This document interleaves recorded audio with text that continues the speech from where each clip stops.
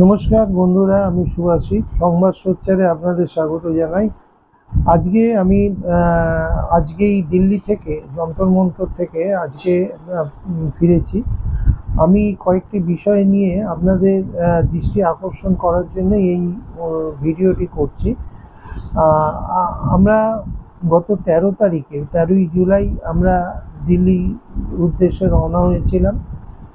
স্বাভাবিকভাবেই 14 তারিখ সকালবেলা আমরা দিল্লিতে পৌঁছই এবং সেখান থেকে আমরা সরাসরি যেখানে সোনম ওয়াংচুক আমাদের দেশের একজন প্রথিতযশা বিজ্ঞানী, এক গবেষক, লাদাখের মানুষ যাকে ভগবানের মতো মানেন, এবং শুধু লাদাখ কেন, গোটা ভারতবর্ষ এবং গোটা পৃথিবীর মানুষের কাছে যার সম্পর্কে নতুন করে কিছু বলার নেই, অত্যন্ত বিখ্যাত মানুষ।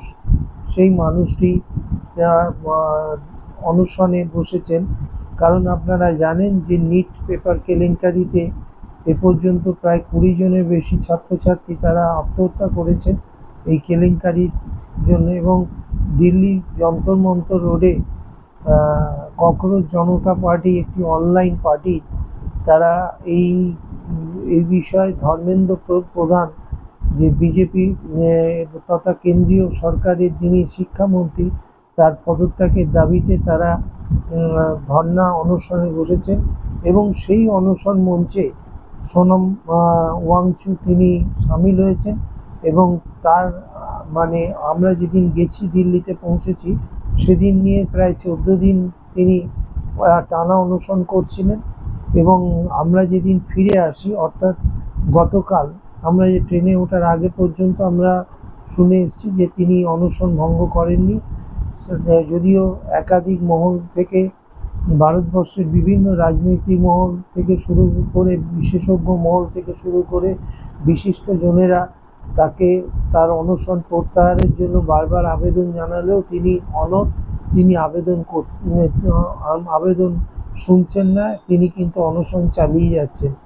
ঘটনা হলো, এই অনশনের ফলে যে কোনো মুহূর্তে তার শারীরিক ক্ষতি হতে পারে। তার অলরেডি তার শরীরের ওজন কমছে, তার ব্লাড সুগার হাই হয়ে গেছে, এই সমস্ত আমরা শুনেছি। যদিও এগুলো চিকিৎসকরা ভালো বলতে পারবেন।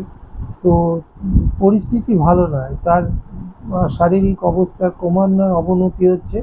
এবং আমরা যেটা দিল্লিতে লক্ষ্য করলাম, বিভিন্ন রাজ্য থেকে দলে দলে মানুষ আসছেন। তারা সবাই এই সোনম ওয়াংচুক এই অনশনকে তারা সমর্থন জানিয়ে তারা বক্তব্য রাখছেন। এবং সবচেয়ে বড় কথা, যে বিজেপির বিরুদ্ধে মানুষের রোষানল যে কোন পর্যায়ে, সেটা যন্তর মন্তরে ঘুরলেই বোঝা যায়। যে বিভিন্ন রাজ্য থেকে কেউ আসছেন, উড়িষ্যা থেকে কেউ আসছেন, বিহার থেকে কেউ আসছেন, সুদূর মধ্যপ্রদেশ থেকে, বিভিন্ন হিন্দিভাষী এলাকাগুলো থেকেও যারা আসছেন, তাদের মধ্যেও ভীষণ ক্ষোভ তাদের মধ্যে লক্ষ্য করা গেল। কিন্তু আমাদের মূল যে বক্তব্যটা ছিল, আমরা যেটা নিয়ে বারবার এই ককরোচ জনতা দলের যারা এসছেন, যারা বারবার এসে ধর্মেন্দ্র প্রধানের পদত্যাগের দাবিতে সোচ্চার হয়েছেন, তাদের কাছে একটা প্রশ্ন আমরা বারবার রেখেছিলাম, যে বিশেষ করে জেএনইউ যে সমস্ত স্টুডেন্টরা তারাও সামিল হয়েছেন এই অনশনে, তাদের কাছেও প্রশ্ন রেখেছিলাম যে এই ককরোচ পার্টিটার জন্ম হলো কী কারণে। আমরা জানি যে সুপ্রিম কোর্টের প্রধান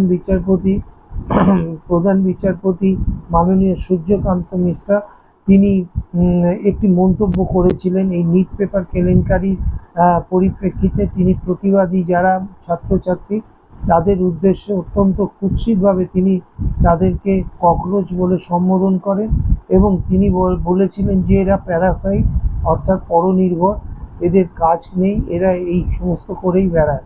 তো এই ককরোচ কথাটা যার মুখ থেকে নির্গত হয়েছিল, এবং যেখানে ককরোচ পার্টি একটা সঙ্গে সঙ্গে ককরোচ জনতা পার্টি নাম দিয়ে একটা অনলাইন পার্টির জন্ম হয়ে গেল। এবং তাতে কোটি কোটি মানুষ তারা সেই অনলাইনে সেই পার্টির মেম্বারশিপ নেওয়া শুরু করে দিল, এবং সেই দেখা গেল যে এই একটা কথার পরিপ্রেক্ষিতে রাস্তায় পর্যন্ত মানুষ নেমে আন্দোলনে সামিল হয়ে গেল। তাহলে প্রধান যিনি ককরোচ সম্বন্ধে বলেছিলেন যে ভারতবর্ষের যুব সমাজ, ভারতবর্ষের ছাত্র যুবকে ককরোচ বলে যিনি অসম্মান করেছিলেন, তার বিরুদ্ধে কেন সোচ্চার হচ্ছেন না? তার বিরুদ্ধে কেন আপনারা পদত্যাগের দাবি তুলছেন না? এই প্রশ্নটি আমরা বিভিন্ন মানুষের কাছে, যারা এই ধর্ণা মঞ্চে এসে, অনশন মঞ্চে এসে প্রতিবাদ করছেন, বিভিন্ন সময় নানান স্লোগান দিচ্ছেন, সরকার বিরোধী কথা বলছেন, আমরা তাদের কাছে এই যে প্রশ্নটা রেখে তাদের উত্তর জানার চেষ্টা করেছি। কিন্তু অদ্ভুতভাবে সবাই একরকম এই প্রশ্নটার পাশ কাটিয়ে গেছে। এই কারণে পাশ কাটিয়ে গেছে, আমরা বলেছি তার মানে কি আপনারা জুডিশিয়ালের কোনো অন্যায় দেখলেও সেটাকে আপনারা মুখ বুজে সহ্য করবেন? তার বিরুদ্ধে আপনারা কেন কথা বলবেন না?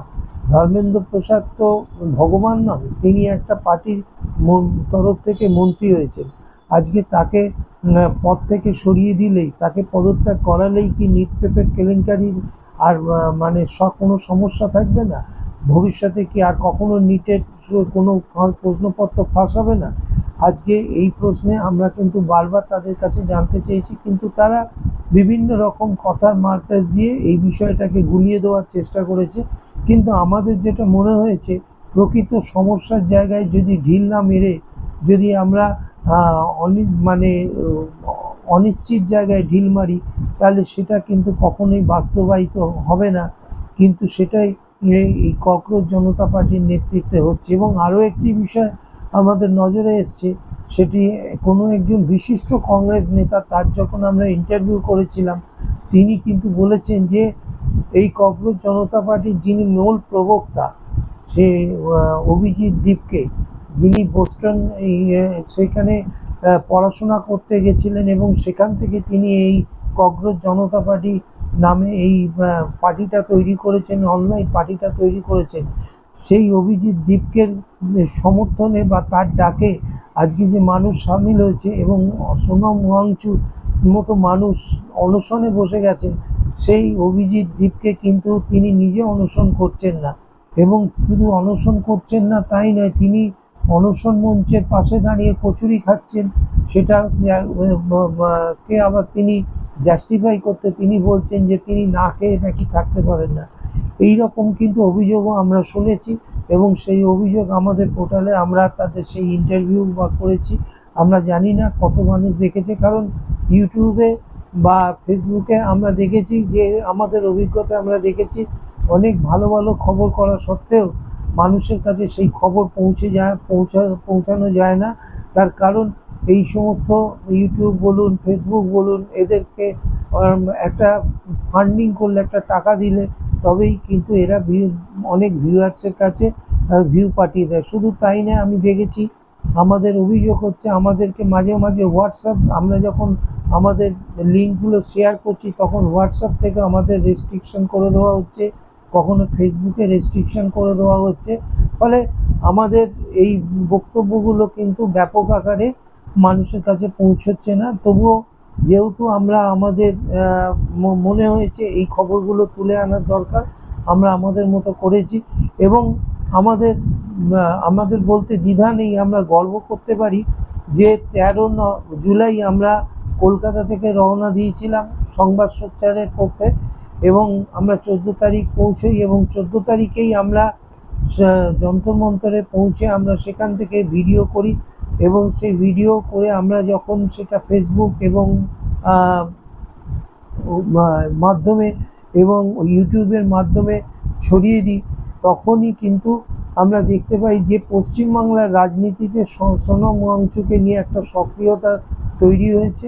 এবং আমরা দেখি বেশ কিছু অত্যন্ত মানে জনপ্রিয় পোর্টাল, তারা এই নিয়ে তারা রীতিমতো প্যানেল ডিসকাশন শুরু করেছেন, এবং সেই প্যানেল ডিসকাশন আমাদের মনে হয়েছে কোথাও যে আমাদের এই খবর করার পরই তারা একটু সজাগ হয়েছেন, সচেতন হয়েছেন। দেখুন, সংবাদ সোচ্চার অত্যন্ত ক্ষুদ্র একটি, মানে ক্ষুদ্রাতি ক্ষুদ্র আজকে আমাদের এই সংস্থা, এই সংস্থায় আমরা 2জন বা 3জন মানুষ তারা এই কাজটা করি, এই পোর্টালের কাজ করি, এবং তার সাথে একটা সাপ্তাহিক নিউজ পেপার পর্যন্ত আমাদের লঞ্চ করতে হয়। তো আমরা অনেক কষ্ট করে এই দিল্লি যাত্রা করেছি, অনেক মানে কষ্ট করে টাকা পয়সা জোগাড় করে আমাদের যেতে হয়েছে। তো আমাদের আজকে এটা বলতে আমাদের কোনো দ্বিধা নেই যে আমাদের সার্থকতা এই যে 14 তারিখে এই খবর আমরা করার পর বেশ কিছু পোর্টাল তারা তাদের চ্যানেলে তারা এই বিষয়ে তারা আলোচনায় বসেছে, যাদের অনেক বেশি ভিউয়ার্স, অনেক বেশি মানুষের কাছে যারা পৌঁছে যেতে পারেন। শুধু তাই নয়, আমরা দেখলাম আজকে আমরা 15 তারিখ সেখানেও আমরা 15 তারিখেও খবর করেছি, এবং 16 তারিখেরও আমরা খবর করেছি এই যন্তর মন্তর থেকে। এবং আজকে দেখলাম যে আমাদের সবচেয়ে যেটা ভালো লাগলো, আমাদের বলতে দ্বিধা নেই যে এটা হয়তো অন্য কেউ বলবেন যে অতিরঞ্জিত দাবি হয়ে যাচ্ছে, সেটা বলতেই পারেন, কিন্তু যেহেতু আমাদের যাওয়ার পর ঘটনাটা ঘটেছে সেই কারণে আমরা দাবি করতেই পারি। যেখানে আজকে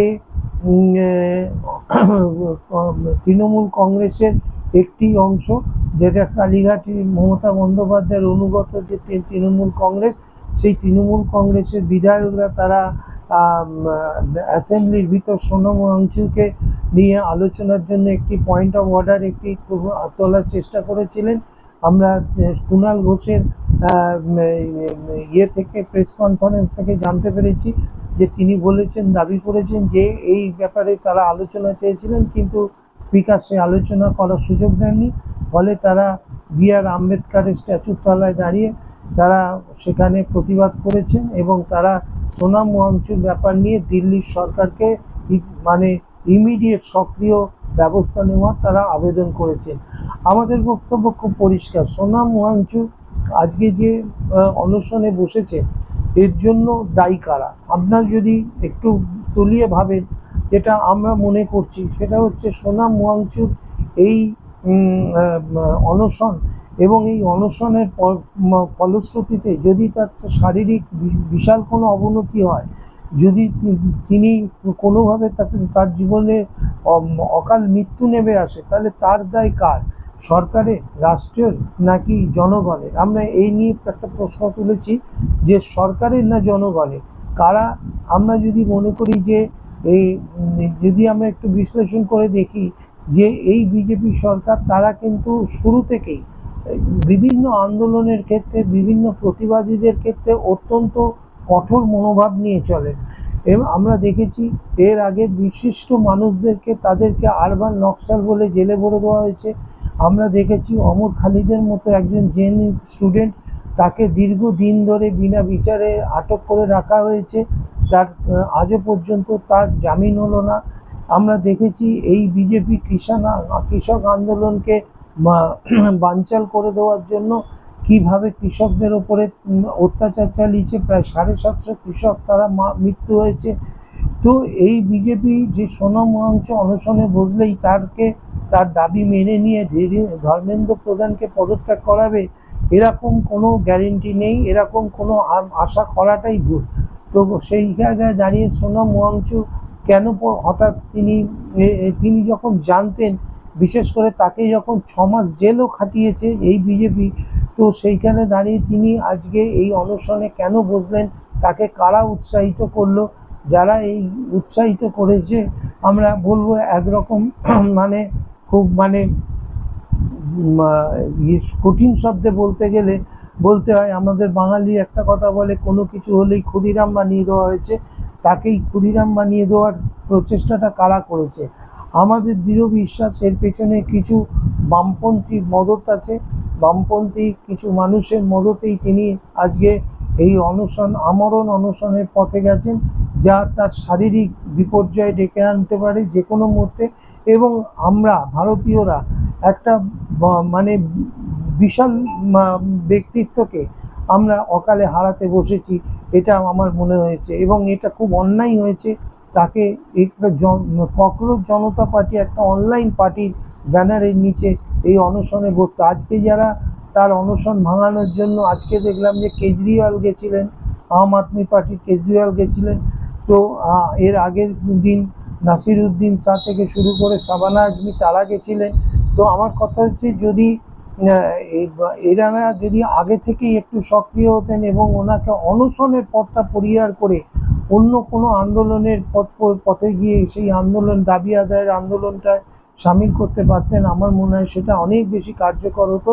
কারণ সোনাম ওয়াংচুর মতো মানুষদের বেঁচে থাকার অত্যন্ত প্রয়োজন। এই কারণে যে আমাদের দেশের সমস্ত কিছুতে এই ধরনের মানুষদের সংযোগ না থাকলে দেশটা রসাতলে চলে যাবে। তাই এই মানুষটির বেঁচে থাকা অত্যন্ত প্রয়োজন। যাই হোক, আজকে সোনাম ওয়াংচুর প্রায় আজকে নিয়ে 20 দিন অতিবাহিত হলো, কিন্তু এখনো পর্যন্ত সরকার তার সম্বন্ধে কোনো সদর্থক পথ নিচ্ছে না। সেই কারণে আজকে কলকাতা শহরে একটা বিক্ষোভ হলো, ছোট আকারে হলেও সেটা হয়েছে। এবং আমরা গর্ব করে বলতে পারি যে সংবাদ সোচ্চার তার সাধ্য মতো এই বিষয়টাকে তুলে এনেছে। এবং যে কয়েকজন মানুষ, আমাদের ভিউয়ার সংখ্যা খুবই কম, বলতে দ্বিধা নেই, যে সংখ্যক মানুষ দেখেছেন তারা নিশ্চয়ই মনে করেছেন যে এটি আরও সক্রিয়তা থাকা দরকার। এবং সেই সক্রিয়তার জায়গা থেকে কিন্তু আজকে তৃণমূল কংগ্রেসের মমতা গোষ্ঠীর মমতাপন্থীদের বিধায়করা তারা আজকে বিক্ষোভ করেছে। এটা আমাদের কাছে একটা গর্বের বিষয় এবং আমরা মনে করি যে আমরা আগামী দিনে এই ধরনের আরও অনেক খবর আপনাদের সামনে উপস্থাপিত করতে পারবো। নমস্কার, ভালো থাকবেন।